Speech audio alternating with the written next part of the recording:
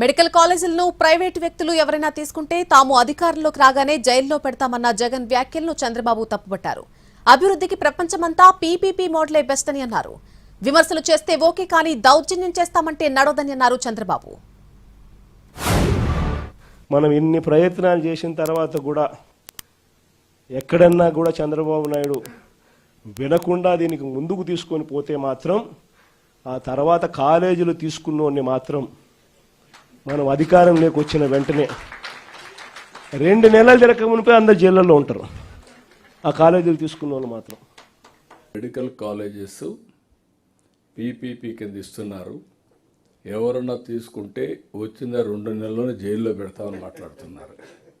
ఇది ఎంత హాస్యాస్పదంగా ఉందంటే పొలిటికల్ మెచ్యూరిటీకి ఇది పరాకాష్ట. ఈరోజు ఏదైతే చెప్తున్నారో పీపీపీలు అది చేస్తామని ప్రజలందరూ వాచ్ చేస్తున్నారు. ఈరోజు ప్రపంచమంతా కూడా అభివృద్ధి జరగాలంటే పీపీపీ మోడల్ తప్ప వేరే మోడల్ లేదు. దీనివల్ల అది ప్రభుత్వ ఆస్తి తప్ప ప్రైవేటుకు పోదు. సర్టన్ ఇయర్స్ వాళ్ళు మేనేజ్ చేస్తారు, సమర్థవంతంగా మేనేజ్ చేస్తారు. మళ్ళీ హ్యాండ్ హోల్డ్ మనకే తిరిగి ఇచ్చే పరిస్థితి వస్తుంది.